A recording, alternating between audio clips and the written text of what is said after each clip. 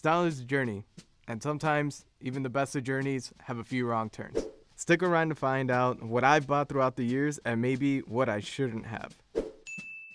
One of the biggest parts of being a gentleman is owning your mistakes. We're all human, and no human is perfect. And today, I'll walk you through some of my biggest style purchase mistakes. If you've seen what other members of the Gentleman's Gazette team have regretted buying in the past, you'll have a pretty good idea how this video is going to go. But rest easy, no one has made a mistake as big as Raphael's radioactive sweater.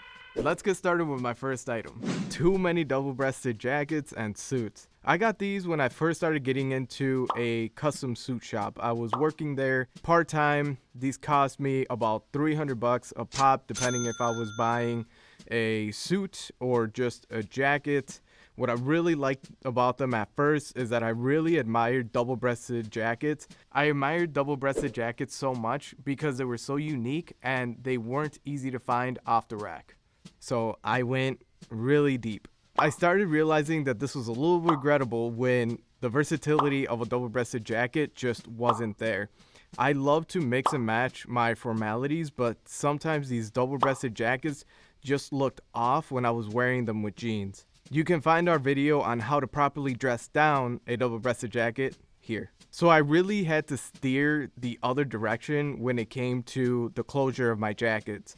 So I went to single-breasted jackets, and these were much better when I wanted to wear them with jeans and I wanted to really mix and match my formalities. My advice to you would be to start with single-breasted jackets first or suits when commencing your sartorial journey, especially when you're buying an investment piece. Item number 2, bold patterned items.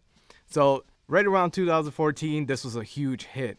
These probably cost me a total of like maybe 100 plus. I like that they made a statement and gave a pop of color or fun to my outfits. I started realizing that this was a regrettable purchase when these items were not very versatile and the trend started dying out. I have not replaced these items, I just simply got rid of them. Steer more towards classic solid colors, and if I want something with a pop, I look at getting something with more texture than pattern.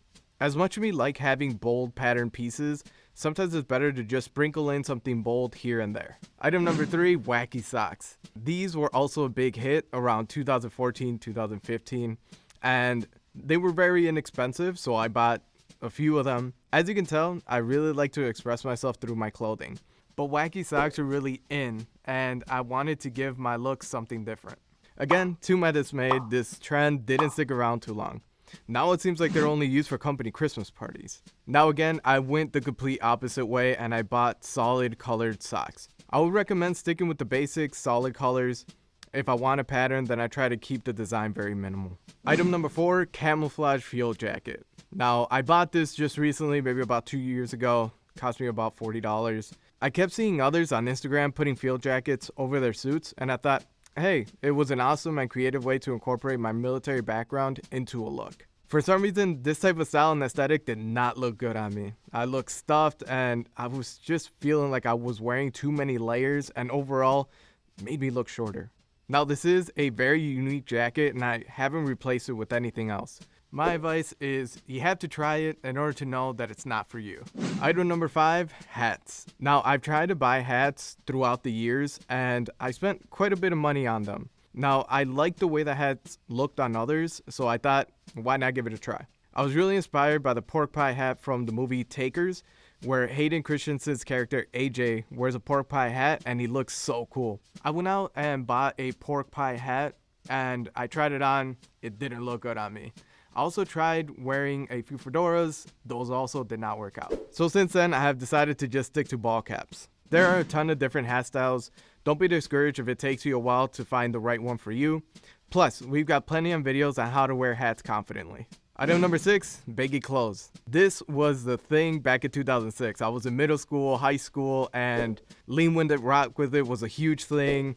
Again, I fell into the trend. I was in high school and everyone and their mom literally were into this style. I started realizing that this style was not for me because it just made me look shorter than ever. Since high school, as you can tell, my style has changed to more tailored, timeless pieces.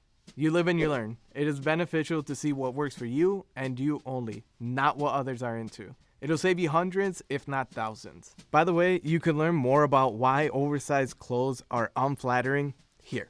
Item number 7, buckle graphic tees. This was a trend back in 2010. These t-shirts were about $50, and I really liked them just because they were in trend. They had the whole tap out logo, or maybe they had some bejeweled parts to the t-shirt, so I was very intrigued. This trend died out faster than Vanilla Ice's rap career. Since then, I've decided to move to more classic tees, just plain whites, grays, things that are very versatile that I'm able to wear with just about anything. These tees are somewhat loud, and sometimes you don't want to have that kind of attention. Sometimes less is more, so I would stick to the basics. Item number 8, big fashion watches. A few years ago, brands like Movement, Daniel Wellington, and other watch brands were becoming very popular.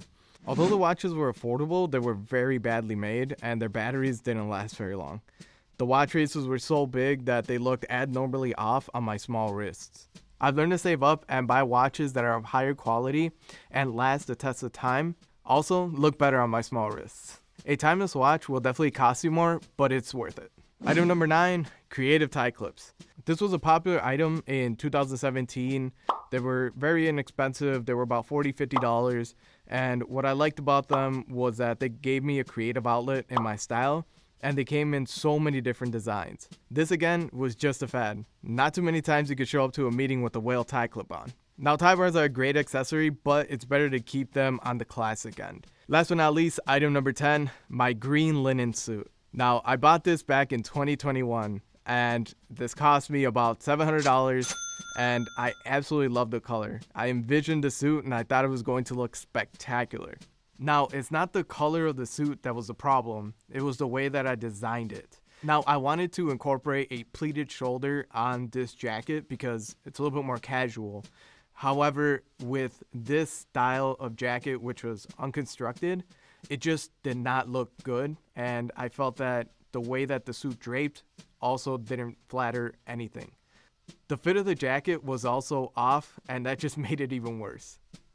I tried to salvage the pants, but I did a drawstring waistband that wasn't in the style that I wanted, so I couldn't save those either. Needless to say, this design blew up in my face. I do plan on remaking this suit and doing it the right way, so stay tuned. My advice to you, in the world of custom where the possibilities are endless, sometimes less is more. What do you think about my list? What are the regrettable items in your wardrobe? Share with us in the comments below. Now let's go over my outfit, which I'm happy to say is regret-free. My outfit today is a burgundy suit in the fabric of Style Biela, and I really like the color of it. I designed it with a ticket pocket, and I have peak lapels. I also have a pocket square from Fort Belvedere. I have a white shirt on from my brand, and I have a pair of burgundy penny loafers from Beckett Simonon. My fragrance today is the Marsocco from the Roberto Ugolini collection. You can find this collection as well as other classic menswear accessories on our Fort Belvedere website.